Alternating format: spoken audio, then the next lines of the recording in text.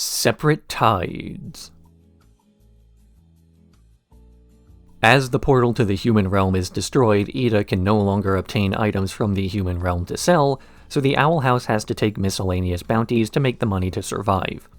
But because Ida and Lilith have lost their magic and are slowly relearning it with glyphs, they cannot take on any tough bounties.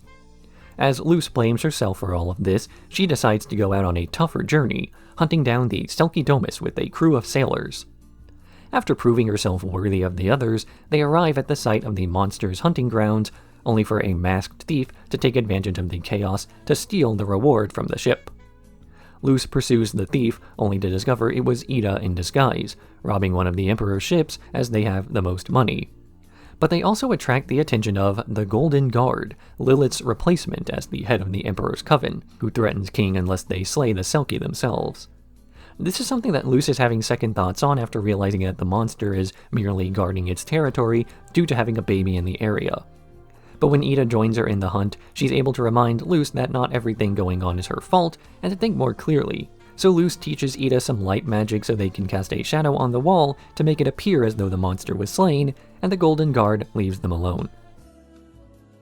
Back at the Owl House, Lilith wants to prove she is still useful by making a scrying potion to observe the Emperor's castle, but she can't get one of the ingredients, fire bee honey, without her magic. Eventually, she is forced to accept Hooty's help, not only succeeding in getting the honey, but accepting that she doesn't have to do everything alone. Luce is eager to take on dangerous responsibilities in this episode because she blames herself for everything that's happened to Ida and Lilith just far. Before Luce arrived, Ida had a comfortable life selling human goods, and then Luce destroyed the door she made her living through, as well as causing Ida to lose her magic in the attempt to save her last season. Lilith also feels a heavy sense of guilt, something she has been carrying with her for the entire show and just hiding. The fact that she's the one who cursed Ida all those years ago and has been also trying to cure her. But she's failed in this due to her unquestioning devotion to the Emperor Belos, who never had any intention of helping out the Clawthorn family. And Ida herself feels guilty over hurting the others, the fact that Luce can never go home due to the fact that she had to sacrifice the portal back when fighting Belos and is now stuck doing odd jobs in a realm that her body's not acclimated to. It's this last bit of guilt that really wakes Luce up to the fact that she isn't alone in all of this. During this episode, she tries to reject Ida's advice as well as the central theme of the show, us weirdos have to stick together, by claiming that sticking together is the reason they're in such a mess in the first place. But sticking together is why Ida was able to reunite with her sister on good terms. It's why they were able to meet and become friends in the first place. Lilith serves as a counterpoint to this idea, having been too independent to a fault, and slowly learning that working with others like Hooty can solve more problems than it causes. Escaping Expulsion.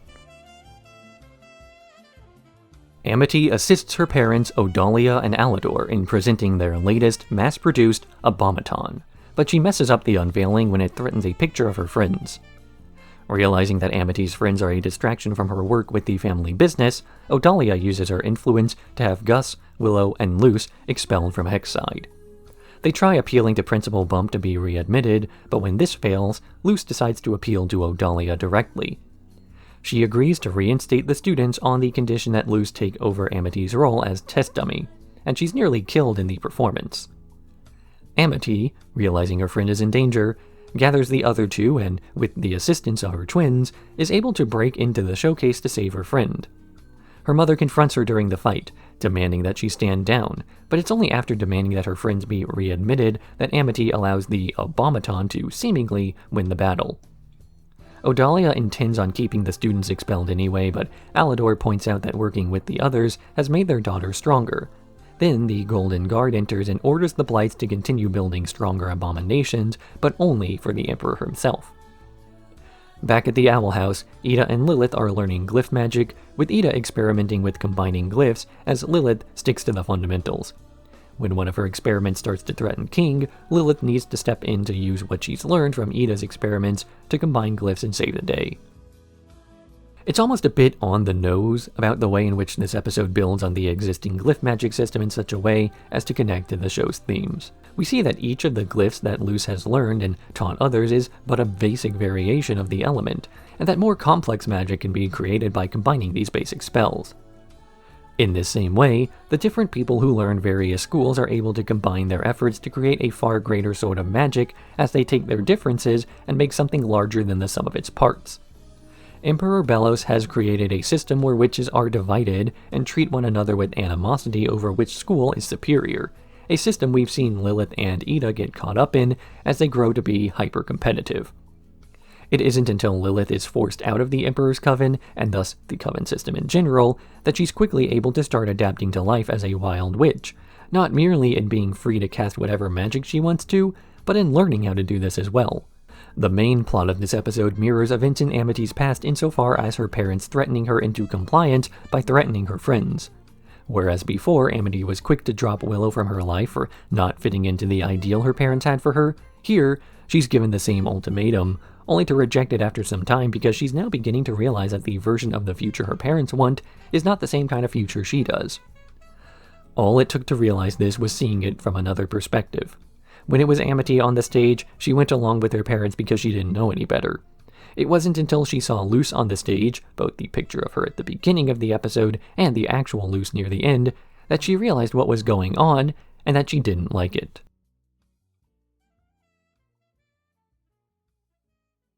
Echoes of the Past. King regales Lilith the tales of his youth as a king among demons, though when she scolds the others for putting ideas into his head, he insists they check out his home island to prove the stories. Upon arriving there, Lilith is curious about the age of the carvings nearby, and after they split up to investigate, Luce gets chased by some sort of monster. Ida arrives late and fights off this monster, revealing that it can't leave the ruins before being asked how she knew that. So Ida reveals the truth. She found King there ages ago and rescued him from that creature, taking him home where she offhandedly compared his behavior to that of a king, which is where he got both the name and the idea of a grand history. Broken-hearted due to realizing his whole life was a lie, King pouts for a moment before Luce promises to take him back to the ruins to continue investigating, where she uses an invisibility glyph she recently discovered to sneak by and make it to the top floor. Up here, they discover the remnants of an egg, and, using a bit of bone from the top of King's skull, he recalls his earliest childhood memories of being alone, save for the monster, who wasn't attacking the group, but trying to protect King. He then recalls something along the lines of the word son, declaring that he'll find his family one day with the aid of those closest to him. King is, or was, a comic relief character who provided a sense of dramatic irony by contrasting his physical appearance with his opinion of himself. He claims to be high and mighty with an epic backstory, only to be a cuddly creature with pettier ambitions of playground conquests rather than world domination. This is a dynamic that has persisted for long enough that the joke is now understood for him, so when it's revealed that his whole backstory is faked, now it becomes a real tragedy, as King starts to lose the one positive trait he used to define himself. For a character who's been treated like a joke thus far to be confirmed as a joke makes all the earlier gags at his expense less funny, because now everyone who treats him as cute and cuddly is completely right. He really has nothing else going for him. At least, based on his wants and desires from the first episode. Over the course of the show, King has developed as he's formed tighter-knit relationships with those around him. Sure, he might not be the ruler of demons he once was, but he's got new friends and allies in his life, and that might be better. And sure, we learn more about King later on that implies he does have some nearby ancestry of more significance, but for now that doesn't matter. He is King, and that's the best part about him.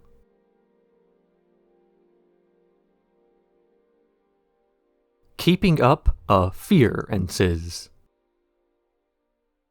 While seeking out more knowledge on the door to the human realm, the Owl House gets a visit from Gwendolyn, Ida and Lilith's mother.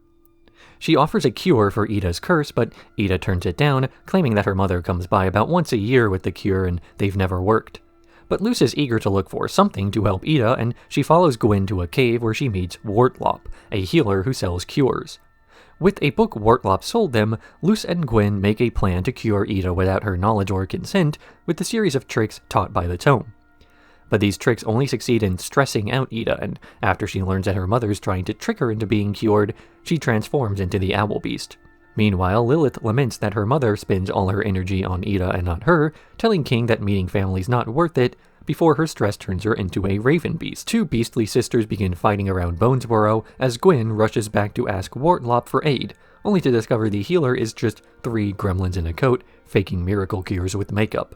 Realizing she's been conned, she takes the elixir she's stolen from the house to the fight scene, calming down the sisters by apologizing in time for Luce to stave off the curse a while longer. In the end, Gwendolyn offers Luce a bit of advice about another human who once entered the Boiling Isles, saying he left something of his at the library. Luce is excited for a hint on how to make it home, only to cut back to her house, where her mother Camilla is sitting on the couch with Luce. So many times throughout the show we've seen characters hurting one another due to feelings of guilt or out of an attempt to make things right. Lilith and Ida's strained relationship from before comes from the fact that Lilith was desperate to cure Ida's curse through her connections to the Emperor. Luce's door home was destroyed because she wanted to protect Ida, and Ida's curse reached a dangerous peak because she was fighting for her loved ones. So it's not much of a surprise that Gwendolyn would end up doing even more of the same as she is introduced, falling for a con artist's words because the part of her that is looking out for her daughter's health is overriding the part of her that understands common sense. She sees that Ida is managing her curse with elixirs, but is not content with a good enough solution, seeking out something bizarre in an attempt for perfection. But this means ignoring the root cause of all her concerns, her daughter's happiness. Gwen stops listening to Ida and frequently goes off on long trips away from family in an attempt to cure her daughter's affliction. She winds up neglecting spending time with the person who very much would have wanted to spend more time with her. Gwendolyn cared more about if Ida was okay than she did about whether she was happy, and a mother has far more control over the latter than the former. Likewise, she spends so much time concerning over the problem child of Ida that the more well-behaved and successful of her kids is ignored, not out of hatred, but because she didn't think that Lilith really needed the extra parenting. Once again, she was more concerned with whether Lilith was okay than whether she was happy.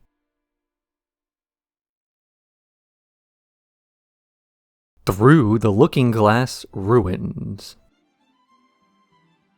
On his way to the library to assist Luce in looking for information on the other human in the demon realm, Gus notices a group of students from Glandus with impressive magic, and he tries to hang out with them and Bartholomew to feel better about illusion magic being weak. They say they're looking for the Galder Stones, and they invite him along, with Gus borrowing a few glyphs from Luce to pretend he is a better witch than he is. The teens arrive at the Looking Glass Graveyard, where Gus has second thoughts on grave robbing before they're attacked by a monster, revealed by Gus as an illusion cast by the graveyard's keeper. The others then tie up the illusionists as they rob the graves of their stones, but Bartholomew unties Gus as he's tired of being pushed around by stronger people. Gus casts an illusion over the entire graveyard to make it look as though the teens' magic has stopped working, scaring them off and saving the stones from being robbed. Meanwhile, Luce and Amity enter the forbidden section of the library with Amity's staff card, where they search for the diary of Philip Whittabane, the last human to enter the Isles. Their response to the book being torn up by a mouse causes the head librarian, Malphus, to fire Amity, though Luce goes through an off-screen series of trials to get her position reinstated. When she returns with Amity's card, she finds that the girl has finally dyed her hair a different color than her family's green, before showing Luce that the mouse who ate the book can replay information it consumes, leaving her with a peck on the cheek. Gus has always been defined as wanting to impress other people, whether they're the members of the Human Appreciation Society or a group of teenagers with more useful magic, to even his own friends. He's characterized as being over-the-top in celebrations of their accomplishments and supportive to just before an obnoxious level, as though all of the actions he takes regarding this support are performative. To an extent they are, but this doesn't downplay the actual love that he feels for his friends and allies. Gus does like his friends, and he goes very far in proving this. But the fact that he has to prove it again and again as if he's not really trying to impress other people, but that he's trying to impress himself. It's not the Glandus students he wanted to prove his abilities to, but Gus. But this is where the issue becomes complicated, because when a person lacks self-confidence to the point of being self-destructive in this way as Gus does, then no amount of praise from a second party can ever really make one feel like they're good enough. Gus can save the day and prove that illusion magic is a viable school to everyone around him, but as long as those insecurities still exist in his head, he's not satisfied. This is the issue with looking externally for internal validation. Other people are not you. Later episodes will give a deeper look into Gus's psyche as for now, everything appears to be acceptable. but understanding this means that Gus is a short fuse away from breaking down yet again.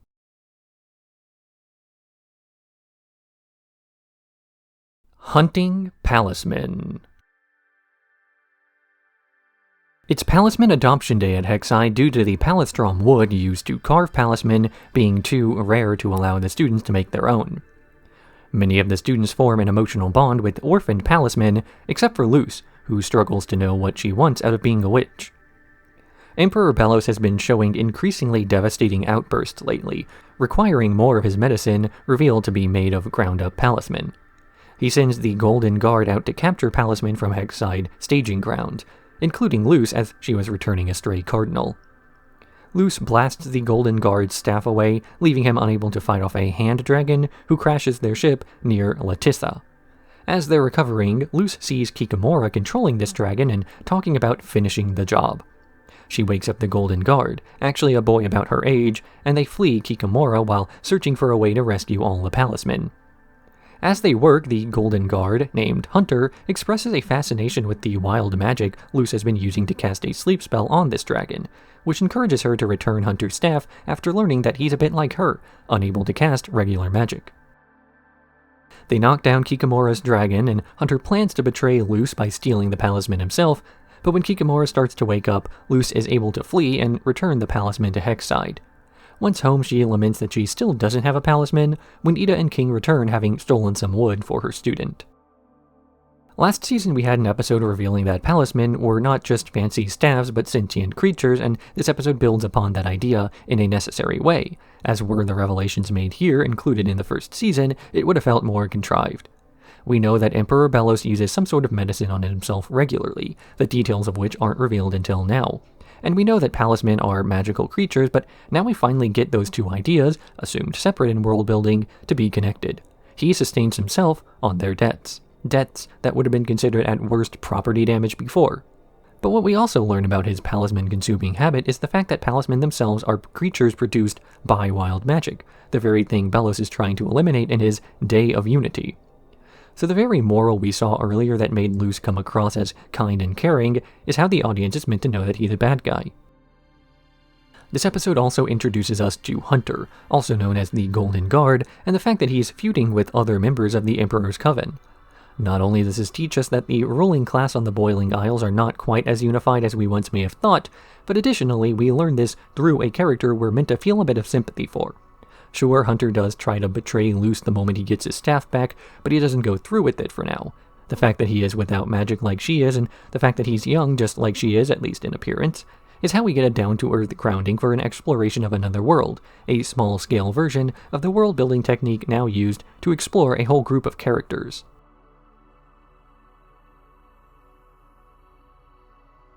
Ida's Requiem. Luce and King are preparing for the Grand Prix, a race with a prize of broadcasting a message to the entire Boiling Isles, and they intend to use this broadcast to have King contact his family. Ida's afraid of this as it means that both Luce and King will soon be leaving her, but she catches a glimpse of Bat, Bards Against the Throne, freeing non-Coven associated witches from a raid and joins in as one of the members is an old flame, Rain Whispers. Ida works with the members of Bat on a few more raids against the Royal Guards, largely as a distraction from the fact that King and Luce will leave her soon. During a raid where they're fighting against two of the Coven heads, Darius and Eberwolf, Rain and Ida combine their musical magic to create an anti-magic field by weaponizing Ida's curse to take out some of the Emperor's closest associates. But as this field is consuming the two of them, Rain notices a photo of Luce and King and, realizing that Ida has a family, they call off the attack, getting captured by the Coven heads as Ida flees. She returns to the site of the Grand Prix, where she sees that Luce and King have gotten 5th place, though she decides to broadcast King's message on social media anyway, as King reveals what he wanted to tell Ida all along. He is legally changing his last name to Clawthorn to honor the woman who is like a mother to him. I've stated before, several times at that Ida is the type of person who strongly values her independence, and this is the episode where that ideology is really challenged for the first time. On one end of the timeline, we are introduced to Rain, a character who Ida is implied to have had some romantic history with. As she's introduced to them, Ida begins to remind herself of the times where she was more down to earth and attached to other people, allowing herself to be defined by relationships to others. The fact that they're not still together means that Ida did choose isolation over their company, though, making her decision into a tragic one. From the other end of the timeline, we've seen her attachment to King and Luce, a relationship she assumed would last forever, now nearing its final moments as Luce is actively searching for a way out of the demon realm, while King is planning to reconnect with his family. So much of the last several years of Ida's life have been dedicated to acceptance, accepting bad situations and then adapting to them. She assumed that she was fine with being alone, but now that she has had another taste of companionship, she doesn't know how to live without it. She assumed that she was okay with her curse, but now it's affecting other people, so she has to start thinking about it again. Her actions alongside Rain as they fought against the Coven leaders seem to be an acceptance of this curse, using the fact that it destroys bardic magic it comes into contact with to essentially perform a kamikaze attack on her enemies. But Rain is the one to point out that she cannot throw her life away so easily. She has a family now, so there's some sort of earthly attachment preventing her from leaving so soon. Even if King and Luce are going to be gone soon, that doesn't mean she needs to leave as well.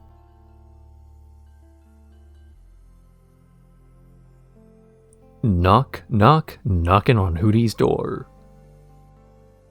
Hooty has received a letter from Lilith, who now lives with Gwendolyn, about the struggles each member of the Owl House is facing, and he decides to do something about them.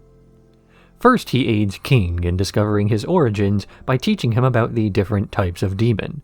Though after eliminating all three of the potential choices, King starts to fret that he'll never have answers, only to accidentally produce a blast with his voice, discovering a new power. Hooty, assuming he failed, attempts to aid Ida in her attempts to get stronger by putting her to sleep.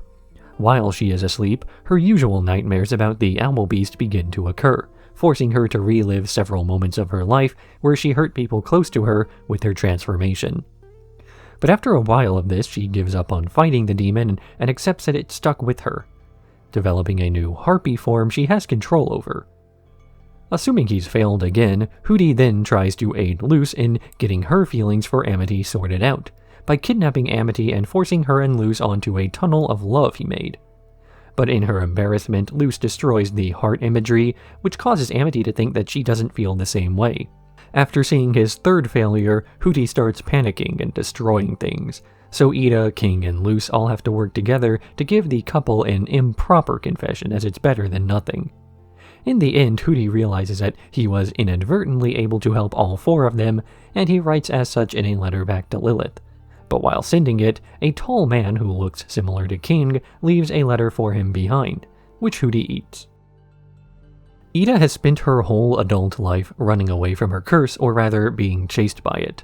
Her isolation is due to the curse hurting those around her, but mainly it's about hurting herself, as every time a person close to her winds up injured as a result of something she cannot help, she's the one hurt the most, due to the self-imposed isolation she feels afterwards.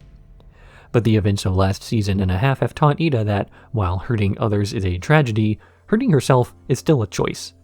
She may not be able to control her actions, but she can still control her reactions, because it's her reactions that have been the worst of her condition. Ida assumes that because she's hurting other people, the best thing to do is to place the burden of preventing this harm onto herself. But those who are truly close to a person will happily share some of that burden if they're allowed to. Everything that Lilith and Gwen and Luce and so on have done for Ida, the Owl Lady, thus far, is done out of love. So Ida refusing to accept help is what's really causing this isolation, which makes her symptoms worse, which makes her more afraid to hurt people, which makes her more isolated. Weirdly, it's Hooty reversing the situation that finally gets her to realize what she's doing to other people. Ida has refused the help of others as she is afraid that her association will hurt them, and then Hooty tries to help her anyway, messes up by making things worse, and that's what finally gets Ida to realize how to solve her problems. She was so afraid of accepting help, when that was all it took after all these years, more so the idea of a person trying to help than what they actually did. King, too, finally gives up on figuring out what kind of demon he is when he learns that his powers aren't quite demonic, just a change in how he approached the problem.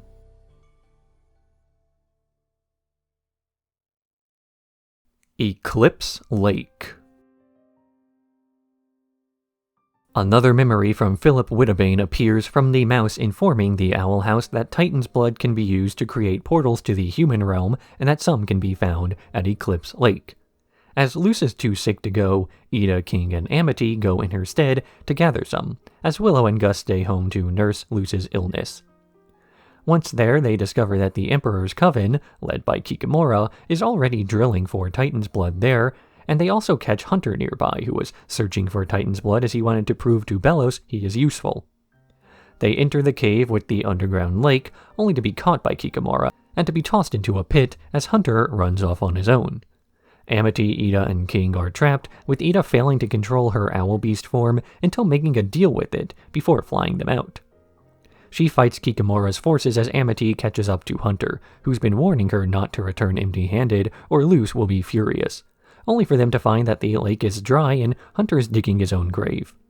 But when Amity offers him help, he notices the key she took from Luce for safekeeping and fights her for it, eventually taking the key by threatening Luce's life. Amity frets for a while before King cheers her up by reminding her that Luce would never be so petty as to dump her over something like that, and she was likely concerned for her safety.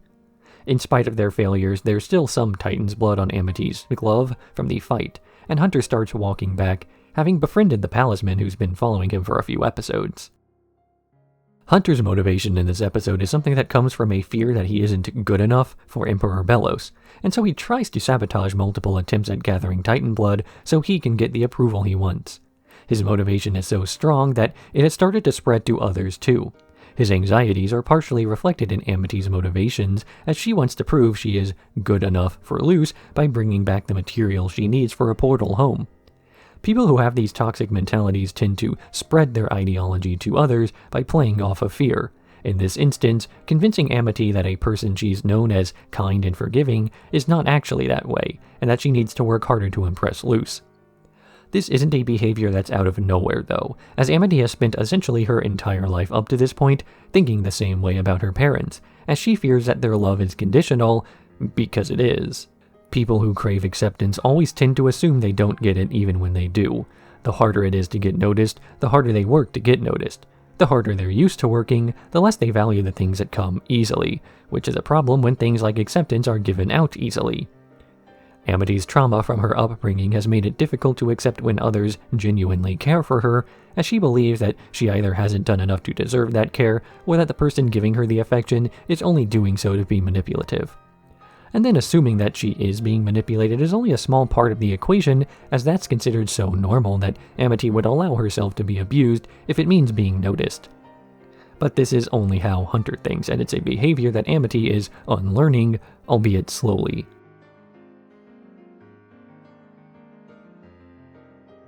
Yesterday's Lie. With Philip Whittlebaine's instructions, Luce and the others are able to make a portal back to the human realm, though it doesn't work exactly as it should, taking her to an in-between realm that allows her to see through reflective surfaces. While there, she observes something that looks like her talking to her mother Camilla.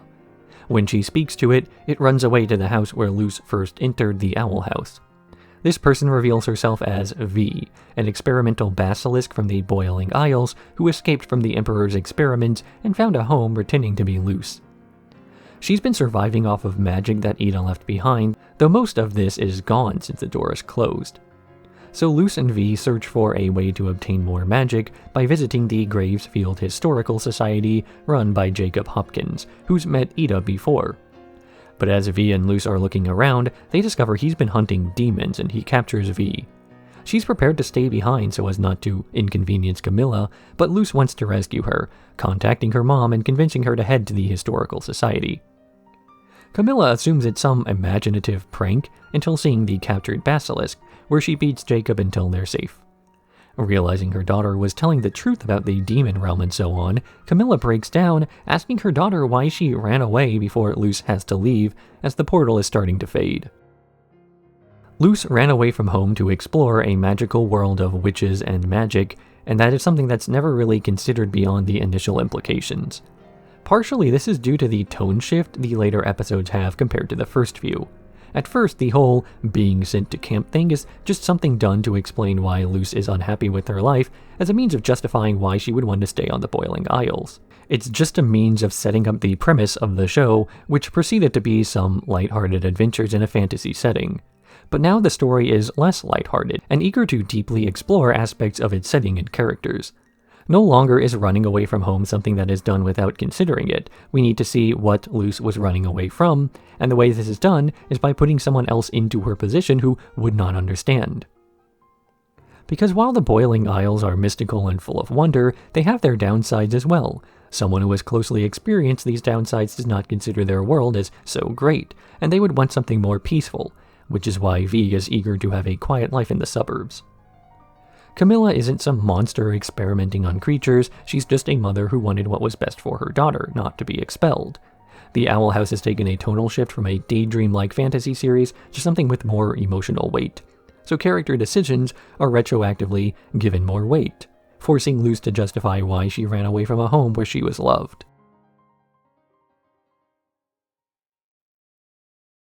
Follies at the Coven Day Parade. Luce is trying to record a video for her mother to prove that the demon realm isn't so bad, but she struggles to find proof that she made the right choice by staying. Meanwhile, the Coven Day Parade is about to occur, a showing of each of the covens, where the Emperor is set to make a big announcement.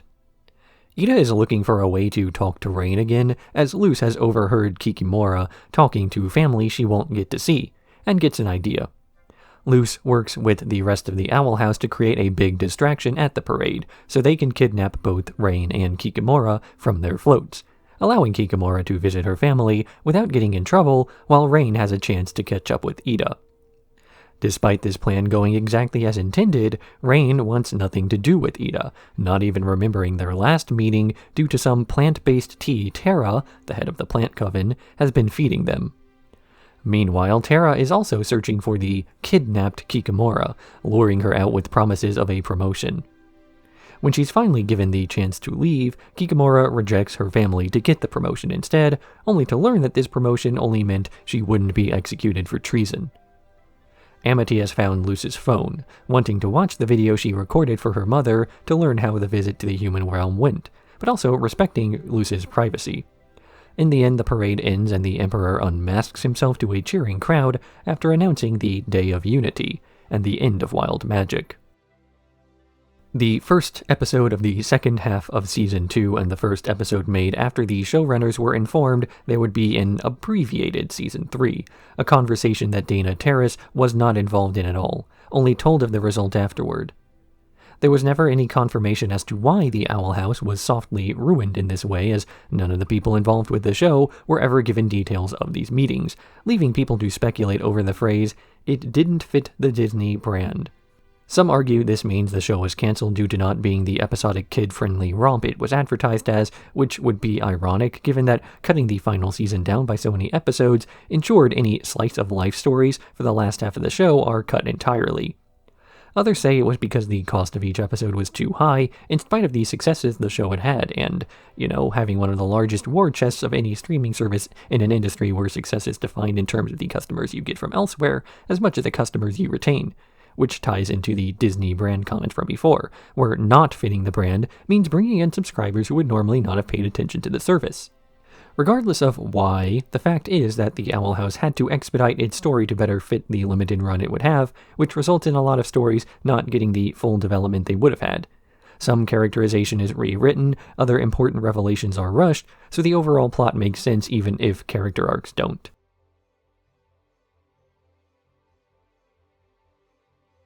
Elsewhere and Elsewhen.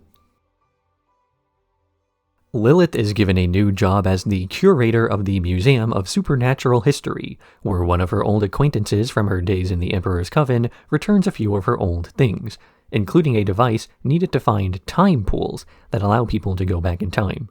Luce and Lilith head out to discover these pools, winding up on a beach where after a bit of trial and error, they manage to wind up in the Deadwardian era, where Philip Widdebane once lived. They find him in an early version of Bonesborough, which is far from the wild magical hellscape it was implied to be, and he recruits their help in searching for the Collector, who will help them get back to the human realm. Luce and Philip share their knowledge of glyph magic as he takes them inside the head of the Titan, supposedly hollowed ground, where they're stuck at a partially solved puzzle door. But Luce notices that Philip has already written in his diary about the two dying to the beast beyond the door, and he betrays them, leaving Luce and Lilith to be eaten as he retrieves a disc from underground. Remembering a lecture Lilith gave before on a boring historical fact, Luce is able to tame the beast, and they catch up to Philip, where Lilith punches him in the nose and leaves to do something really interesting, watching a man carve a baluster. Back at the Owl House, Ida has been trying to avoid a reunion with her father, but doesn't manage to escape a conversation, where he gives her a palistrom tree seed while talking about the work he's done with the Bat Queen to restore the forest, after Ida's owl beast form maimed him to be unable to carve Palismen as he used to. If it isn't obvious by the end of the episode, Belos and Philip are the same person. It even plays Belos' musical motif during the final scene of the episode, just after showing Philip consuming a Palismen, the way the Emperor has been doing this whole time. Other parallels are made to his character, a few of which won't make sense until the reveal is confirmed later on. For one, Philip was quickly able to identify that Luce and Lilith were witches, ironically, and manipulated them as soon as he met them. First by faking as though he was injured to get them to lower their guards, and next by lying about his motivations by claiming he wanted the same thing they did. Just as Philip had, Belos tries to convince people that he's on their side by making his ambitions appear as though they were far more universal than they are, that what is good for him has to be good for everybody. Lilith gets her first glimpse of the man who Belos really is in this episode, although technically she knew all she needed to as soon as the man said he would cure her sister. Lilith meets a character who is a fun explorer type, making her feel like she's a boring person because she has boring interests that others can't find the appeal in. But Luce was paying attention to her lessons all along, even going along with what she originally wanted towards the end of their trip. It goes to show there is no such thing as a boring hobby, just a boring person who can't find the fun in things. Whether that hobby is historical architecture, or drawing roadkill, or listening to a really long video essay.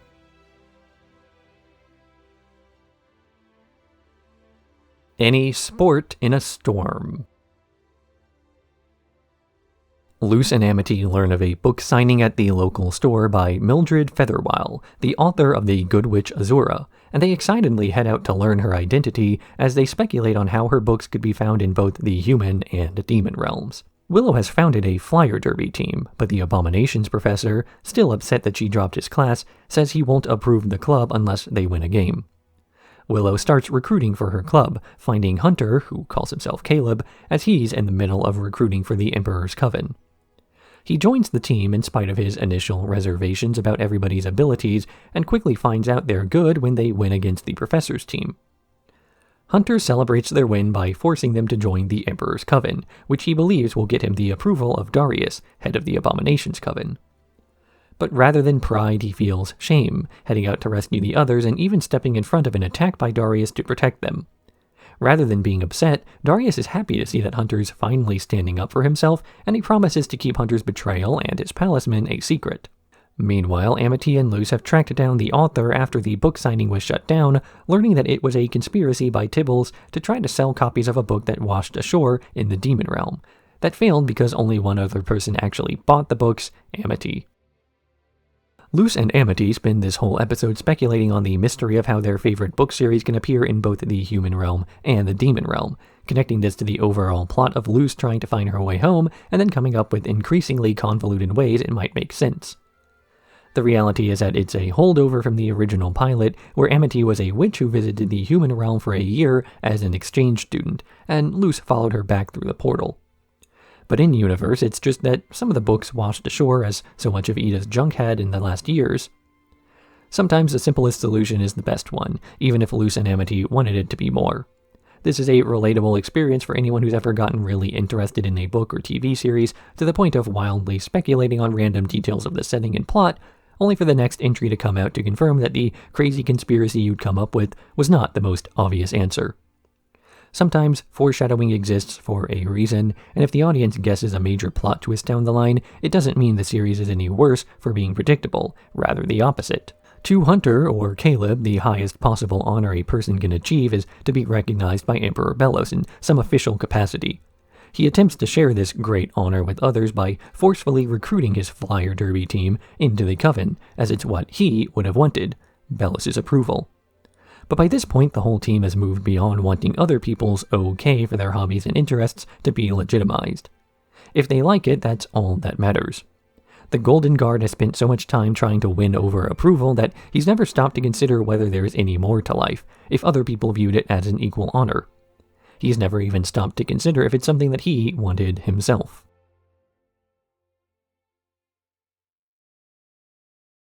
Reaching out.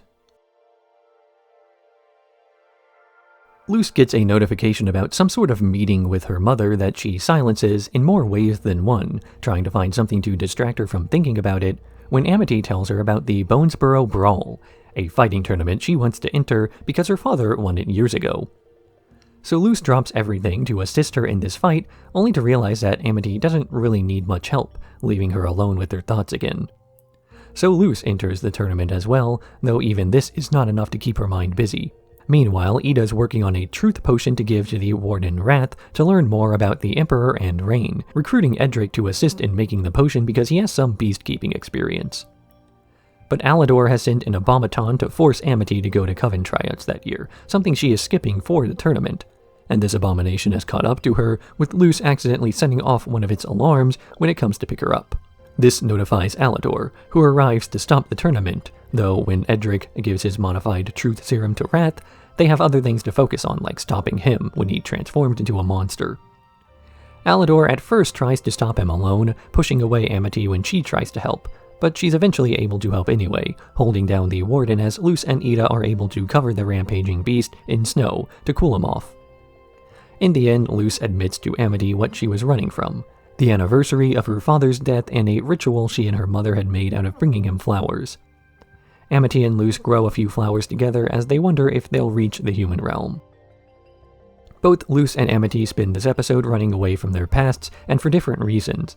Luce is missing a significant day for her family due to her decision to stay in the demon realm, something that's compounding the guilt she feels from effectively abandoning her mother when she abandoned all her other responsibilities too. As Luce is constantly reminded of her past, she's seeking something else to do, as she believes that simply not thinking about the issue will make it pass. Amity's also running from her past. This time it's the fact that most of her life was spent not only doing what her parents told her to do, but dreaming of doing other things her parents also told her to do. She has spent so much time and effort trying to join the Emperor's Coven that she never stopped to think about if that was what she wanted. Her seeking out more power was her mother's dream, but not so much her father's, as is exemplified by his past as a tournament champion. At some point in the past, Alador was not an obsessive inventor dedicated to the family business. Amity was in part hoping to remind him of those days when he was more independent, but another part of her wanted to understand what he felt about the whole situation. Because if Alador was once a more independent guy and he willingly gave that up to do what his wife says, then there had to have been a good reason, something to justify the way that Amity had spent the first several years of her life. Alador can be considered a bad guy in the show, not so much an antagonist, but someone who mistreated his daughter. But he has before taken a very pragmatic approach to watching her grow stronger by recognizing that her friends are having a positive impact on her training.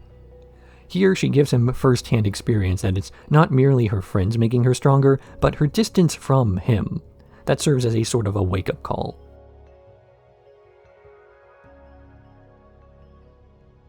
Them's the breaks, kid. To encourage Luce to take a break from her glyph studies, Ida tells her the story of how she and Rain first met. The old Hexside principal, Faust, was considering expelling her from the school and separating her from her sister unless she attended the IFWAT, Instructing Future Witches of Tomorrow, conference and won a blue ribbon on behalf of the school. He sends Vice Principal Bump with her with his job on the line, and they're greeted by an underwhelming and boring conference. As Ida is bored with the ongoing events, she decides to make her own fun by pulling pranks on the exhibits, eventually meeting Rain, who is the only other one interested in her hijinks. Terra, head of the Plant Coven, takes over the activities by changing the conference's name to Heck, helping enhance Coven know-how, and intensifying the activities there, culminating by splitting the kids into Wild Witches and Coven Witches, and having them fight in a hedge maze. Rain is placed into the Wild team while Ida's on the Coven side, rejecting an offer to work with some of her own teammates to take out Rain, the strongest of the enemy witches. She and Rain are about to have a final showdown, only to dance together instead to taunt Terra. She seems unimpressed at first, but comes around by saying that she'll put in a good word about how strong Ida was under Bump's tutelage. In the end, Rain is able to transfer to Hexside to be closer to their new friend, as Ida finishes telling her story to a sleeping Luce. Back at the Emperor's castle, Rain is being drugged by Terra to lose their memories, only for Rain to use a technique they showed Ida to repress the effects of her tea, as they plot to stop the Day of Unity, which is a mass draining spell. Once again, we are shown a Coven head pursuing somebody who is breaking the established rules of the hierarchy, only to restrain themselves from punishing them to instead talk about how much they like the person for being independent. Darius did this to Hunter before, and here, Terra expresses her excitement for a wild witch, wild in the sense that she's independent, to stay at Hexside where she can become more talented. It's as if there's a direct relationship between independence and talent. People who do what they're told rarely end up making history or accomplishing great things. All the best innovations in life are things no one else has tried. Although this might just be a result of the rules put in place, because repeatedly in the episode, to the point of being a running joke, is Principal Bump reminding Terra that she's breaking the law by attempting to grind students into mulch and so on, and it's hard to imagine that things would have turned out well had she been allowed to carry on this way. When the laws are written in such a way as to protect people without power from the people with power, then they're a force for good. But when the laws are written in such a way as to protect people in power from those without it, then the only way to do anything of note is by breaking them. Understanding this is how Ida and Rain have both come into positions of power and influence, even among a corrupt system, and it's remembering these ideals that will eventually aid them in resisting it.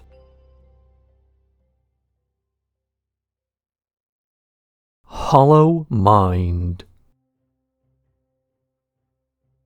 While searching for a merchant still willing to sell to Ida despite being a wild witch, Luce sees the Golden Guard and follows him, hoping to get more information on the Emperor.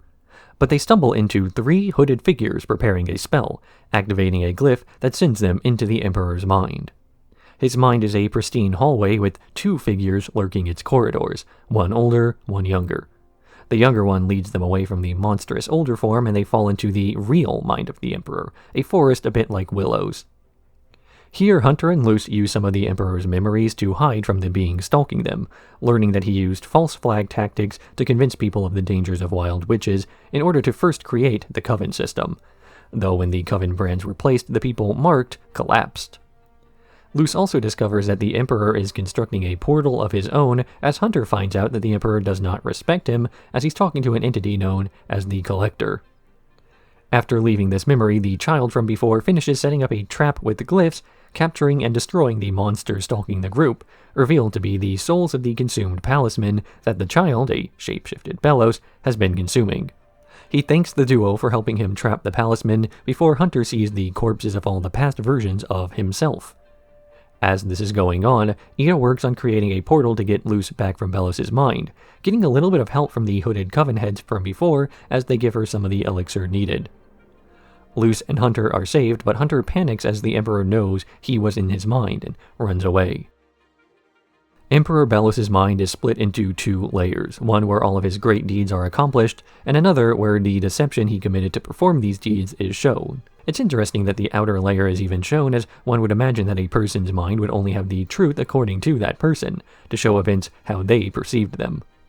There's been an implication raised about the fact that Belos is so caught up in his own lies that even he has started to believe them, to have told the same story again and again, to the point where the truth has ceased to matter. Belos believes himself to be in the right and will ignore even the tangible evidence he has in the interest of pursuing a goal. But the fact that he even maintains these conflicting versions of events in his mind means that his ideology has less interest in right versus wrong than it does us versus them. What Hunter learns in this episode is that although he has spent his entire life in service of what Emperor Belos wants, he's not part of the us group like he thought he was. Belos only cares about Belos by this point, and even his closest associates are expendable, an inevitable result of a person who only values others in terms of what they offer him. When there's no genuine love between a leader and his subjects, they are all considered disposable. The moment you become a liability, you are out of the us group. So it's more accurate to say that Emperor Belos doesn't view the world as us versus them, but him against everyone else.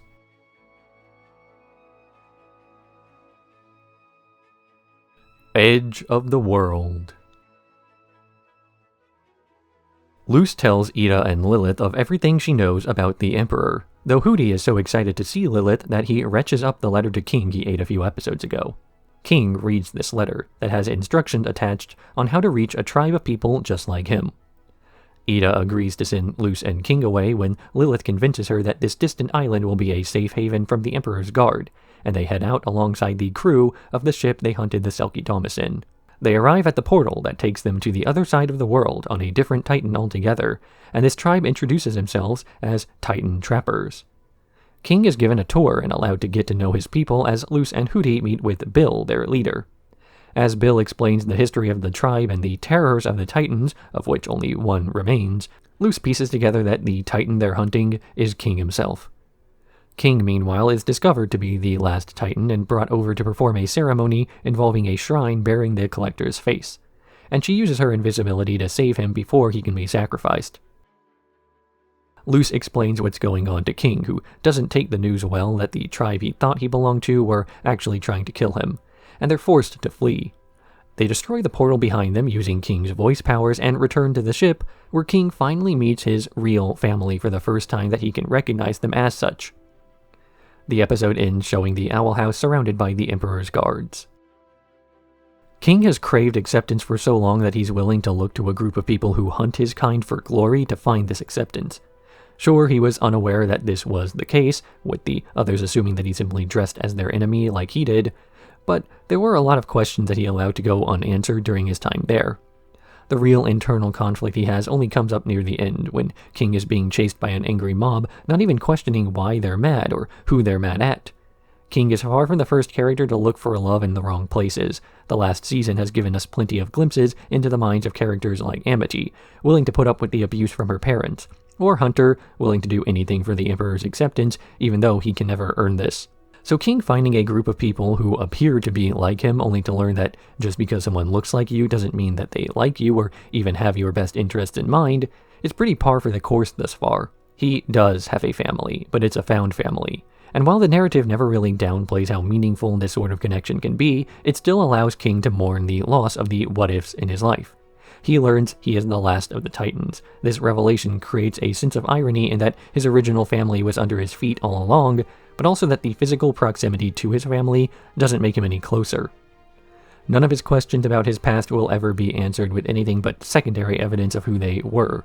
King mourns not the loss of his family, but the loss of his ability to ever meet them. And while he's far from lonely, he'll never know what he's missing out on.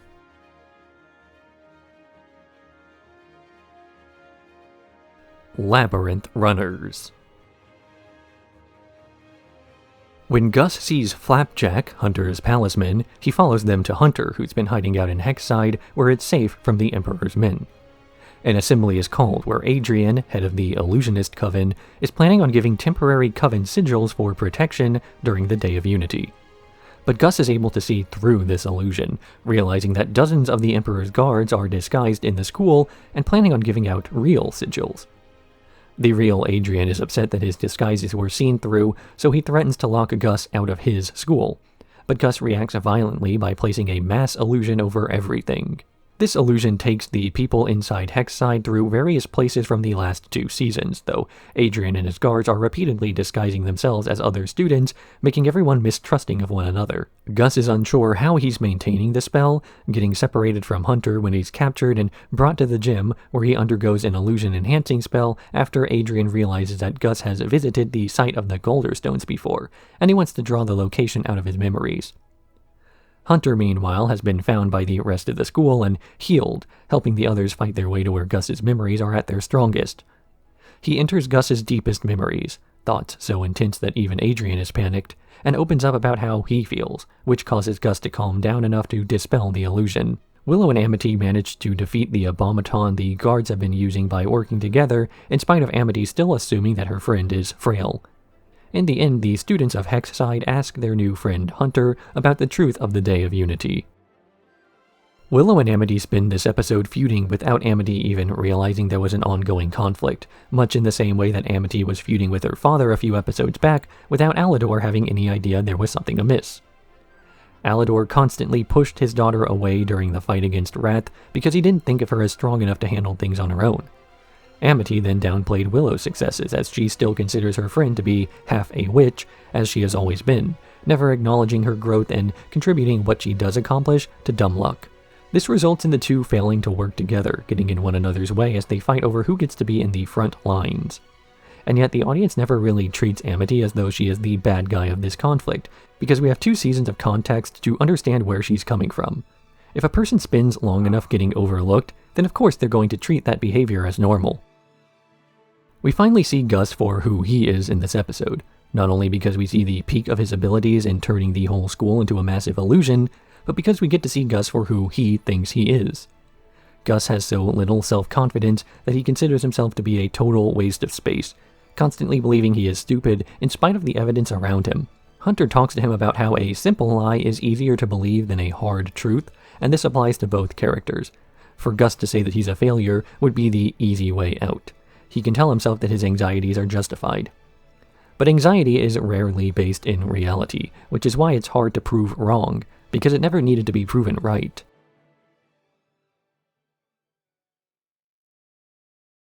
O Titan, where art thou? King has a vision of the Collector before arriving back at the Boiling Isles, where the Owl House has been raided. Luce tracks down Ida and Lilith's hiding place and asks about their plan to take out Belos. But because Ida doesn't have a plan, she decides to keep it a secret from Luce, as she takes her out for one last normal day. Seeing King upset over losing his connection to a family, Luce decides to perform a heist of the confiscated goods kept by the Emperor's scouts so they can rescue Francois, King's stuffed rabbit. But as they're looking through the warehouse, Ida finds a way to contact Rain, and she offers to turn herself in exchange for King and Luce's safety. Luce overhears this conversation and gets upset that Ida would send her away, and while trying to run, they both end up captured. Meanwhile, King meets up with Steve, a scout who is close to Lilith, who has been having second thoughts about the Day of Unity, and they travel around Bonesboro while Lilith looks for the missing Titan because she wants to worship him. Luce and Ida are soon taken from their captivity to an underground meeting place aliside Darius, Rain, and several other former members of the Emperor's Coven who have all rejected his Day of Unity, and Ida offers Luce the chance to finally carve her own Palismen. The very first episode of The Owl House had a plot revolving around finding a lost item belonging to King, not because it had any real plot significance, but because it meant a lot to him personally. This episode, right before the show begins its finale, consists of one last normal adventure, where they go back to the very beginning to do more of what they always do. But what's not the same from the first episode to the last is who the characters are. They've grown up enough that the dynamics between them is new, with Luce no longer being the fish out of water she used to be, even if Ida doesn't see it that way. She still wants to protect her protege, viewing her like more of an adopted daughter than a student. But like a daughter, she's grown up into a more independent woman who doesn't need her mother to babysit her anymore. But Ida insists on keeping Luce protected, all while the ironic twist occurs of Rain doing the very same thing to her. They don't want to see Ida hurt, so they do everything in their power to keep her out of the loop insofar as the ultimate plan goes. Ida turns herself in, hoping to spare her found family, and yet Rain also winds up throwing away a perfectly good solution by refusing to allow their loved one to see potential harm. King and Steve spend the whole episode soul-searching, trying to find some meaning to their life after their ultimate goal has been achieved. King wants to find his birth family, and he has. It just doesn't mean much when they're so long gone as to be unreachable. Steve wanted nothing more than to join the Emperor's Coven, only to get that, and then get so caught up in the new amount of work that he fails to realize what the Coven actually does, only that they do it in secret and exclusivity. The Owl House is a show about the failures that can be found in success, and these failures usually appear when you finally ask yourself, what's next?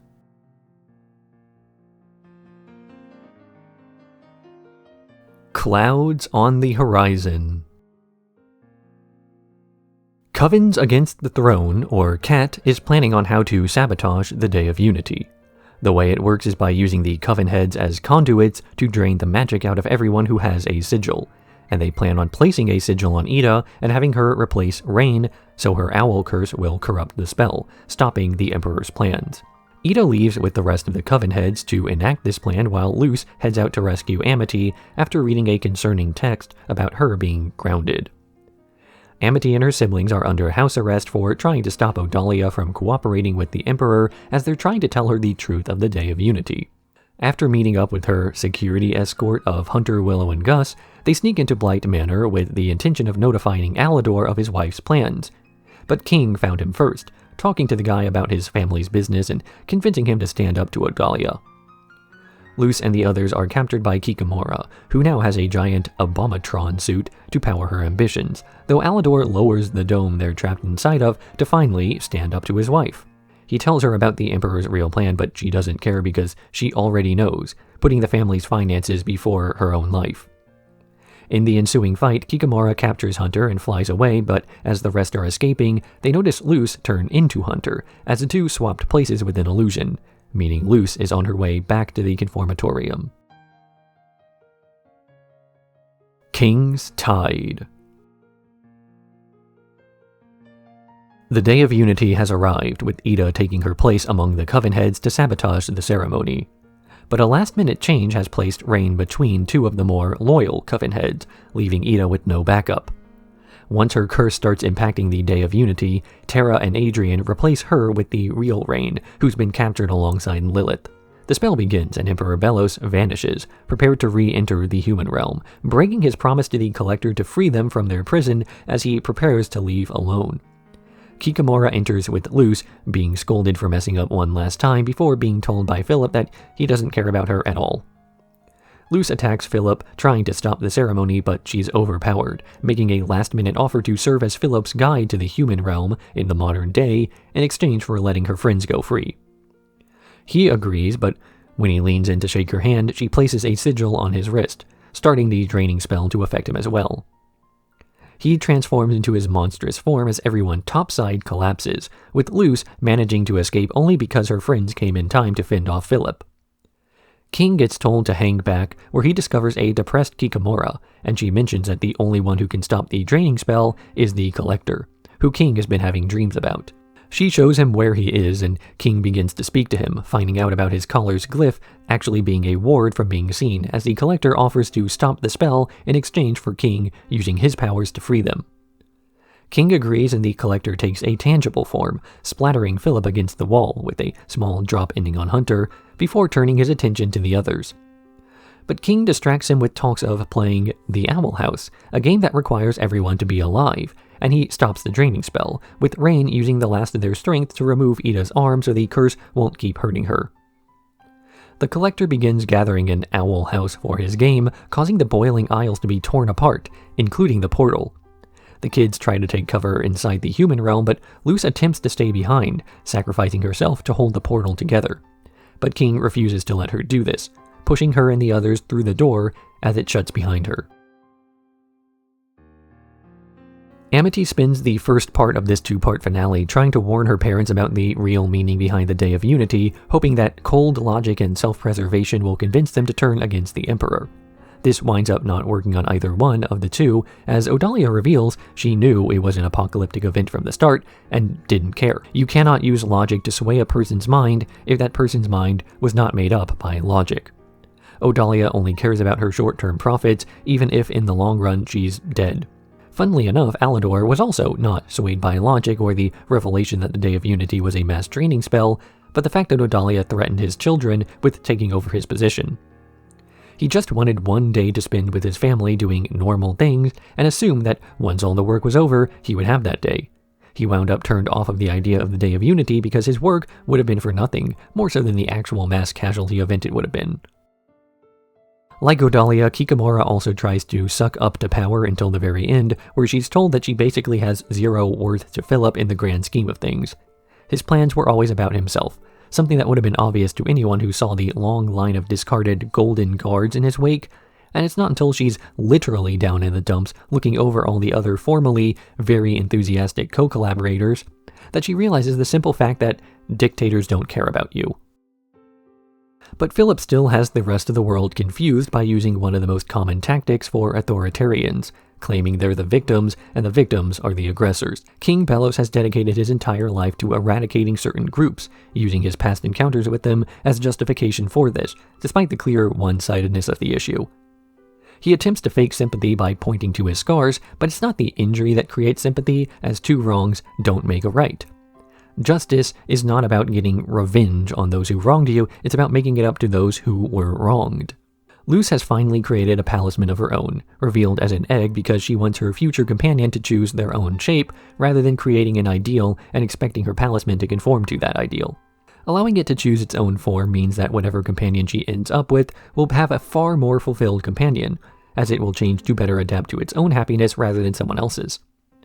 So much harm has been caused in the show by characters who are trying to sacrifice some part of themselves to make things better for another person, that more net harm winds up being done, as people don't get the chance to make their own mistakes or suffer from them because one person winds up more inconvenienced by trying to solve other people's problems. People need to have the self-determination to control their own lives for better and for worse. Whenever one person tries to control someone else, be it out of spite like Philip, or out of love as so many in the Owl House do, that person loses something intangible in the process.